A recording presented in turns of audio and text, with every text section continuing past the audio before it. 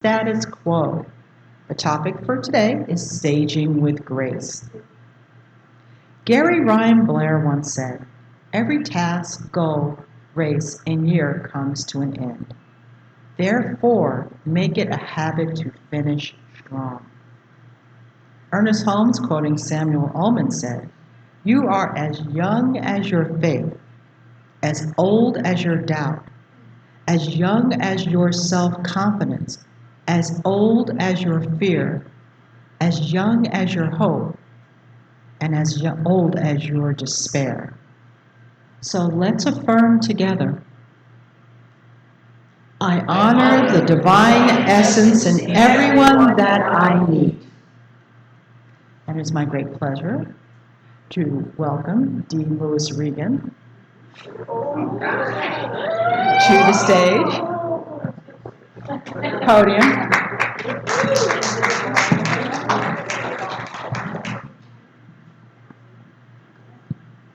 Go ahead. You got it off? Good. Thank you, my love.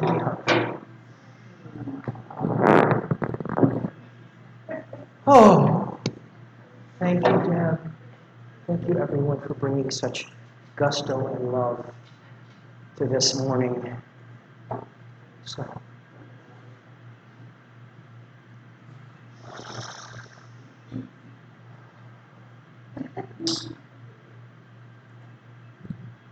in a peaceful village, nestled between two glowing mountains, there stood a magnificent tree known as the magical tree of wisdom. Its branches stretched wide and its leaves were unique. At the top there were these bright golden leaves that shone bright, while those toward the ground were these deep, rich green colors. And one day, a curious little girl by the name of Lily was playing near the tree, and she noticed the difference between the leaves' colors, and she was puzzled, and she asked aloud, "Why are some of the leaves golden and others green?" Okay, to her surprise, the tree spoke softly. "Come closer, dear Lily, and I will tell you a story." Lily, intrigued, of course, stepped closer, and the tree began. "Long ago, I was just a tiny seed, full of dreams of growing tall. It wasn't easy. There were harsh winters and storms, but each challenge made me stronger. As I grew older, I learned many things. My golden leaves are now a symbol of that wisdom." Lily, listening intently, her eyes were wide and wondering, said, "So, growing older is more than just getting bigger?" "Yes," the tree replied. "As we age, we gain understanding and wisdom in life. In life, every experience, whether joyful or challenging, helps us grow in mind and spirit. Just as my golden leaves shine with the wisdom I've gained, your wisdom will shine bright and glow. As you live life, love life, with a curious heart, and use your colored leaves to grow into your greatest power." Lily smiled, feeling a warmth in her own heart, and she now understood that aging was a magical journey, not just growing taller, but growing wiser and connected to the world. So from that day on, every day forward, Lily embraced each new day with an open heart,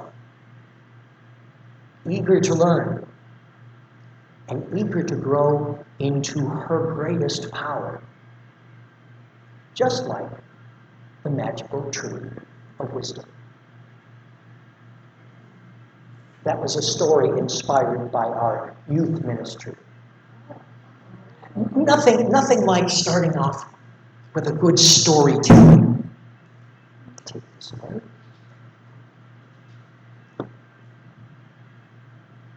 My mom was a librarian, and she used to read story hour at the library every Saturday. And so it's stories like that that I always remember, and I will always remember that sense of that big tree with the leaves spread wide and the roots deeply engaged in the earth. So, what if I told you that growing older isn't just about fading away, but about growing into your greatest power? Into your greatest power. Not a good enough power, not a kind of power, but your greatest power. Your power pose. You're running through the Olympic race, best. What if age is not a decline? What if age is a rise to wisdom? So this is where our title comes from. When you rise to wisdom, they consider us a sage, right? When you've got all this wisdom, it's like, oh, there's a sage. And I remember a bunch of years ago, there was a friend of mine who was talking to another friend, and her friend was just very sad about growing old. And my friend said, "You're not aging, you're saging." So that's where our saging with grace comes from. And don't look into the Merriam-Webster dictionary, because saging is not there. In August, we've been talking about the unstatus quo. So we've been talking about in August those things that seem real, things like othering, judging other people, or trauma, those things that seem like that trauma is real. There's no God in that trauma. God doesn't exist where that trauma is. And next week, Eugenia is going to be talking about disabilities. And I just wonder, how can perfect children of God be considered disabled in any way, shape, or form when we're rooted, like that tree is, in the truth? The truth that the science of mind teaches. And many great teachings over the years have taught that sage quality of love. One of the things that we're talking about in August is it may seem the status quo, but we're moving into the unstatus quo. We are not judging, we're embracing. We're not condemning, we're loving. We're not seeking to find how you are different than me. We are here to stand firm in the idea that we are all one. All one. In the Bible it says, do not judge, and you will not be judged. Do not condemn, and you will not be condemned. Forgive, and you will find forgiveness. That is kind of a paraphrase, but you can look at Luke for that. According to Betty Friedan, I love this quote. Do you all remember who Betty Friedan is? Okay, great. Was aging is not lost youth, but a new stage of opportunity and strength. Aging is not lost youth, it's just a new stage of opportunity and strength. You remember when you were in third grade? Everybody go back there just for a second. And you looked up at the fifth graders. It's like, oh boy, I want to be like that. They're older. Look at what they can do. Look at them. They're older than I. That's what I want. That feeling seems to go away for a lot of us over time. But in a lot of cultures, that feeling of honor for those who are elder, is rooted in their foundation. Now, I told you my mom used to read storytelling at the library. She was a librarian at when I was a kid. And my mom was a powerful woman. But she did feel a bit invisible as she got older. She mentioned a number of times that she just didn't feel like anybody saw her. And if you saw her, and she knew you saw her, she accepted that as the power from within. And she became her powerful self because you gave her the permission, and she needed that permission in order to be Helen. dressed up in her sequin gown, going out to dinner and drinking. She needed the cue to say, you are more than enough. Be who you are. Step into that power that is you. In the other cultures that I was talking about, a lot of cultures, I'm not exactly sure that our culture particularly honors our elders. I was thinking of one experience, I don't know if you can think back into your experience recently, where someone of a certain age was considered not good enough because they were that certain age. Less than because they were that certain age, needed to rethink what they were going to do in the fall because of that certain age. Other cultures like China and Mexico, in Africa, Guyana, and Zulu, these are all cultures that revere their elders. Revere them. Their elders are the backbone. They're the backbone of the community. And in Japan, on the third Monday of every September, if you want to take out your calendars, so the third Monday of every September, they have Respect the Aged Day. Yes! And then, of course, Greece.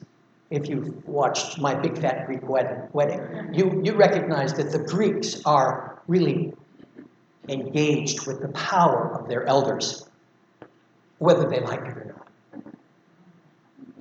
not. And then on this continent, the Native Americans have a history of honoring elders.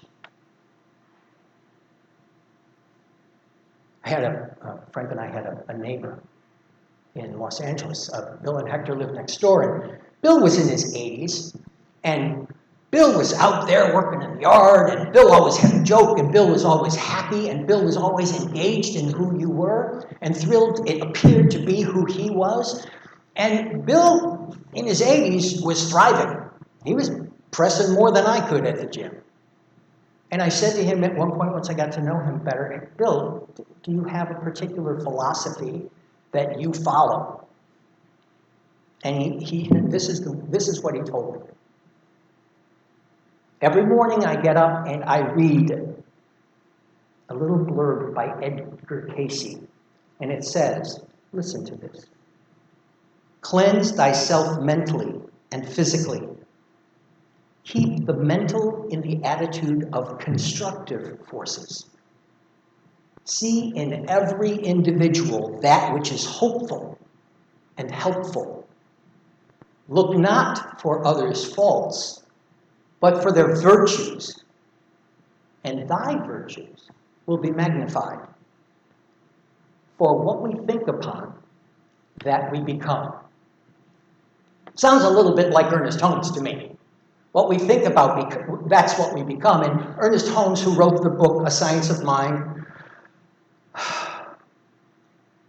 A Philosophy of Faith, A Way of Life, is the subtitle of his book. And he is also the founder of Centers for Spiritual Living. He wrote something called What We Believe.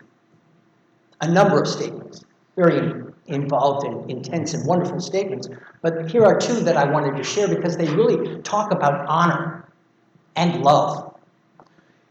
Dr. Holmes says, we believe in the individualization of the Spirit in us, and that all people are individualizations of the one Spirit. He said, we believe that heaven is within, and that we experience it to the degree that we become conscious of it. Everybody, just for a second, think about heaven. Think about your expression of heaven.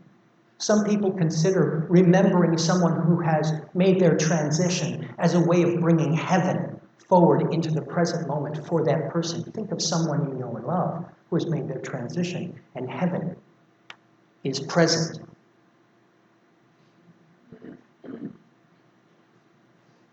What do you believe when you see people that are older than you? Your elders. Are they mighty or minuscule? Are they wonderfully wise or worn out? Are they vital with experience? or less than useless. That's how you look at someone else and judge.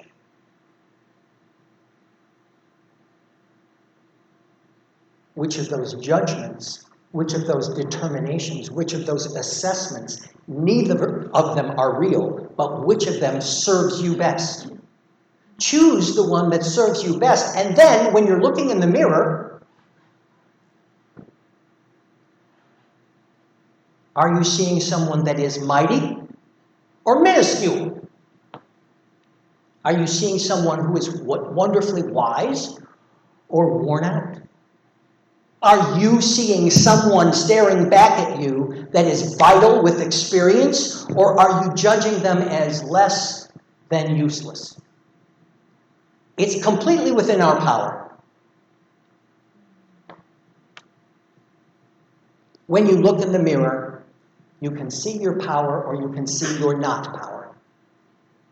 Dr. Holmes talks about us looking in the mirror, that life is a mirror, reflecting to us the conditions and images of our thinking. Think about this. Life is a mirror. What you're having going on in your life right now is reflecting back to you. What I've got going on in my life right now is reflecting back to me. What we've got going on in our lives right now is reflecting back to us.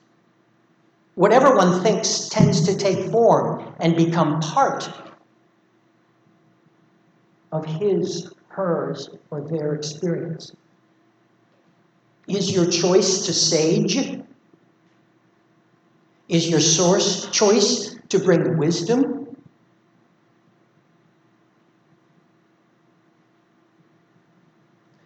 When I come to Center for Spiritual Living, I come here to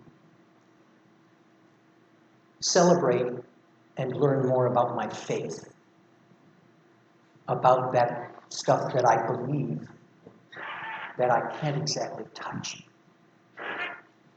I embrace the cranial, the brain, the psychological. I love all of that stuff. I see it as arrows pointing toward me learning more about my faith.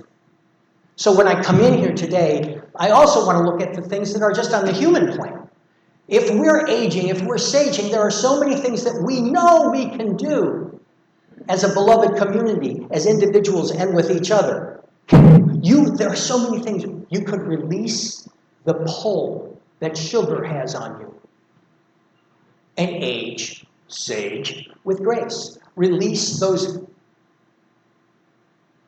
relationships with substances that are not in your highest and best good. You could choose food that really nourishes your body. These are all choices that we get to make to help ourselves sage gracefully. Do you say yes to new adventures and opportunities, or do you say yes to creating new adventures and opportunities? These are things that we can do. These are things I even watched my mom do up until her very last days. Looking forward to adventures, participating to her very best at adventures. And I learned so much by having her in our home. I honored and continue to honor that divine essence in her. I honor that divine essence in everyone I meet. That's my goal. Repeat after me. I honor the divine essence in everyone I meet. I honor the divine essence in everyone I meet. Good. Again. I honor the divine essence in everyone I meet. I honor the divine essence in everyone I meet. Did you hear the first? Did you hear the second? There was absolute perfection in them. The second one had a little bit more passion. And the third one will be, I honor the divine essence in everyone I meet. I honor the divine essence in everyone I meet. Then there's that Stand of Abel version. We don't have to do that. I honor the divine essence in everyone I meet, and when I meet them and they're not reflecting that divine essence back to me, perhaps they're considering me useless. I can ask myself, how is this happening for me? How is this relationship that has just walked into my life and apparently slapped me in the face happening for me? And then I get to listen to my intuition until I gain inspiration.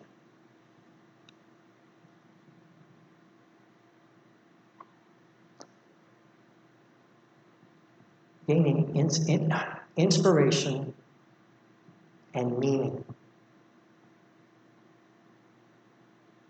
In my choice, I move toward meaning.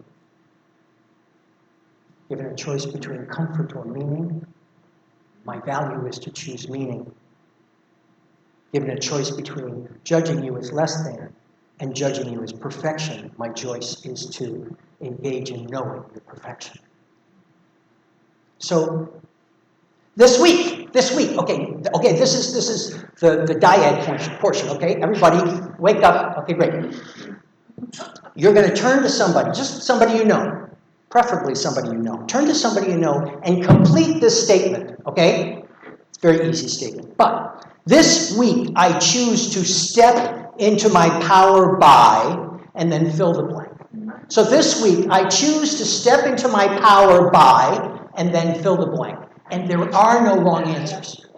So go. This week I choose to step into my power by.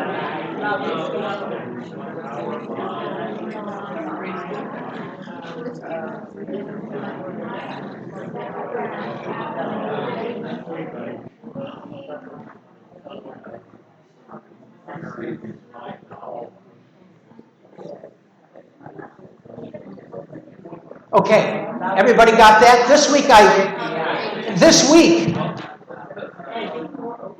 choose to step into my power by. Okay, everybody stand up.